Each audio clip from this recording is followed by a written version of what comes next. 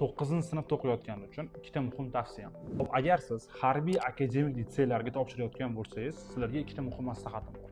Birinchidan, o'tgan yilgi imtihonlarda shu narsani ko'p kuzatdimki, jismoniy tarbiya, ya'ni jismoniy tarafdan ko'p bolalarimizda nima deydi, imtihonni o'tamagan. Oddiy 2 km cross, 100 metr yugurish va turnirlarda amalga oshirish olmadi. Va shuning oqibatida bilimi zo'r bolalar yiqilib ketdi.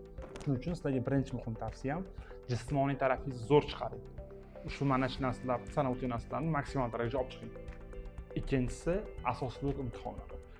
Ko'p bolalarimizni qaysi harbiy akademik topshirayotgan bo'lsa, o'sha haqida tushuncha yo'q, ya'ni imtihon jarayoni haqida.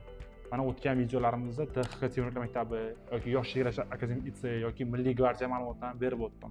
Agar kimda kim boshqa bundan tashqari harbiy akademik topshirmoqchi bo'lsa, direktimizga harbiy litsey degan so'zni yozib qoldirsin, ularga o'zi topshirayotgan litsey haqida batafsil imtihon fanlari yoki qo'shimcha ma'lumotlarni berishda davom etaman.